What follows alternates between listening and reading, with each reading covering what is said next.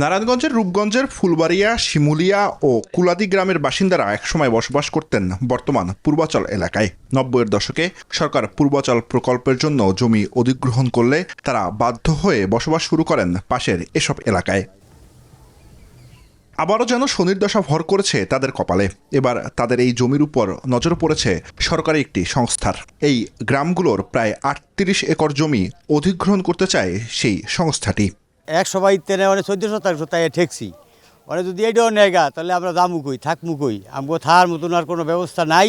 ১-২ শতাংশ ৫ শতাংশ জায়গা দিয়া বাড়িঘর করছি, আমগো বাড়িঘর তো উচ্ছেদ করে দিছে আগবই, তারপর আবার উচ্ছেদের পরে উচ্ছেদ করবেন আমরা কি সম্ভবপর? আমরা চাই আমাদের এলাকার মানুষ যে স্থানে আছে সে স্থানে থাকুক। এটা আমরা সাধারণ মানুষ হিসেবে, সাধারণ জনগণের পক্ষ হয়ে এই জিনিসটা আমি দাবি জানাই।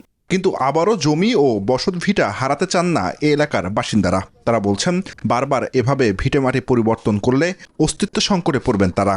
একই সাথে সরকারি সংস্থাটি জমির যে দাম নির্ধারণ করেছে তা বর্তমান বাজার মূল্যের চেয়ে অনেক কম।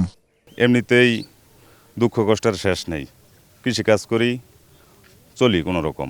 তো আবার যদি নতুন করে জমি নেয় তাহলে আমরা কই যেয়ে দাঁড়াম?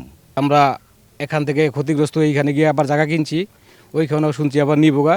আমরা সরকারের কাছে আবেদন করি আমাদের এইখানে যেন কোনো উপসর কোনো একর না করে আর কি।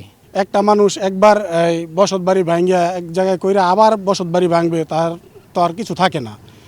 আর বিশেষ করে শুনতেছি যে মৌজার রেটের ৩ গুণ দিবে। মৌজার রেটের 3 গুণ দিলে যেই টাকা দিবে এই টাকা দিয়ে তারা অন্য থাইয়া বাড়ি ঘর করে যে থাকবে, এটা আসলে হয় না গা। এমন অবস্থায় সরকারি সংস্থার চাপে বেশ উৎকণ্ঠা ও ভয়ে দিন কাটাচ্ছেন এই এলাকার বাসিন্দারা। তারা চান একটি গ্রহণযোগ্য ও স্থায়ী সমাধান।